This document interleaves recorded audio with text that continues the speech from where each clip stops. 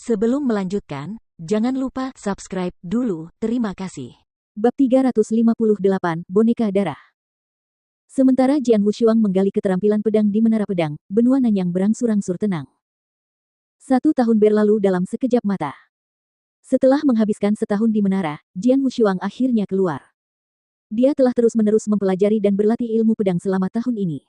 Sekarang, dia seperti orang yang sama sekali berbeda, jauh lebih kuat dalam pemahaman prinsip pedang dan asal. Dengan bakatnya yang luar biasa dan kebangkitan jiwa pedang kelas 1 gandanya, yang sangat membantu dalam memahami prinsip pedang dan asal, dia secara alami mencapai level asal puncak. Terlebih lagi, ia memperoleh pemahaman baru tentang asal setelah ia mencapai puncak. Puncak ini merupakan puncak alam suci. Itu benar-benar berbeda dari momentum dan domain, karena itu hanya konsep samar yang mewakili tingkat kemajuan tertentu, tetapi setiap orang di alam ini akan memiliki tingkat kekuatan yang berbeda. Jika origin adalah lautan luas, memahami setetes air saja sudah memungkinkan seseorang untuk melangkah ke puncak Saint Realm. Namun, masih ada perbedaan kekuatan yang sangat besar dalam hal seberapa banyak yang dipahami seseorang. Saat ini, Jian Wushuang baru memahami setetes air dari asal sejak dia mencapai alam ini baru saja. Jinling dan Mu San sedang menunggu Jian Wushuang segera setelah dia keluar dari menara. Kamu baru tinggal selama 1 tahun. Jinling menatap Jian Wushuang dengan heran dan bertanya, apakah kamu tidak ingin tinggal lebih lama? Tidak, Jian Wushuang menggelengkan kepalanya dan menjawab. Dia telah mendapatkan banyak hal dari menara dan mendapatkan apa yang diinginkannya, jadi tinggal lebih lama tidak akan menghasilkan apa-apa selain kemajuan yang lambat dalam prinsip pedang. Saya sudah menerima 2 dari 3 kesempatan. Apa yang terakhir? Jian Wushuang bertanya langsung. Yang terakhir adalah ini. Saat Jinling melambaikan tangannya, bayangan berdarah melintas dan muncul di hadapan Jian Wushuang. Sosok itu adalah seorang pria kekar dengan baju besi merah, sepatu bot, dan helm. Lengannya melingkari dadanya dan cahaya tanpa emosi bersinar dari dalam matanya yang dingin. Seorang petarung boneka. Sekilas, Jian Wushuang tahu bahwa pria itu bukan manusia, tetapi seorang petarung boneka seperti Bai Ling dan Mu San. Dia adalah boneka darah.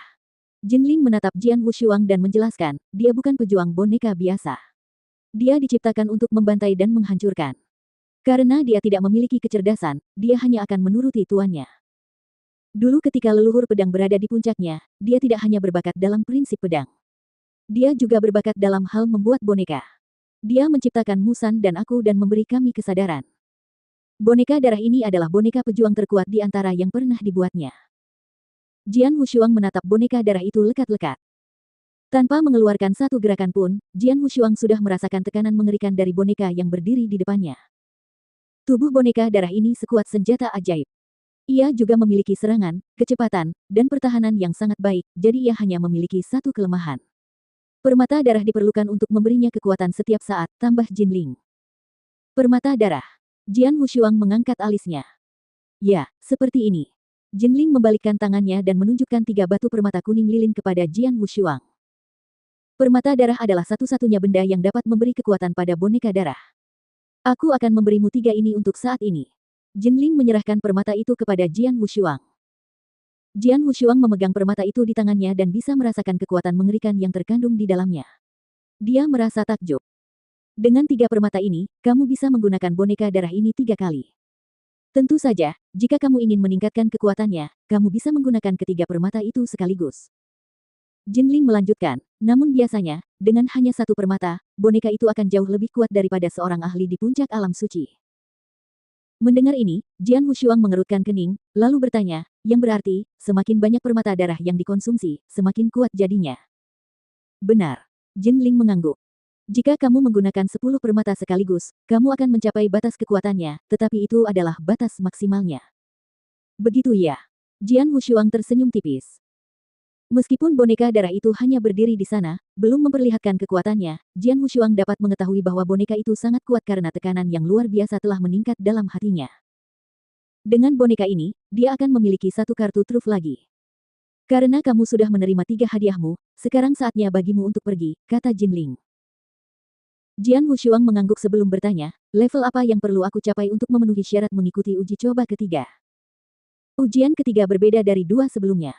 Aku tidak tahu apa itu, hanya saja itu terkait dengan rahasia besar. Mengenai level yang harus kau capai, Jinling merenung sejenak dan melanjutkan, ketika kau menjadi sekuat leluhur pedang di puncaknya, kau dapat kembali ke sini dan mencoba ujian ketiga. Sekuat leluhur pedang di puncaknya. Jian Wushuang tercengang. Dengan senyum pahit, Jian Wushuang memasuki lubang cacing dan pergi. Di dalam hutan gelap dinasti Tianzong, Jian Wushuang duduk dengan tenang, di puncak gunung, dengan kaki disilangkan dan mata terpejam. Tak lama kemudian, bayangan hitam perlahan terbelah dari tubuhnya. Bayangan itu tak lain adalah Slater Doppelganger milik Jian Wushuang.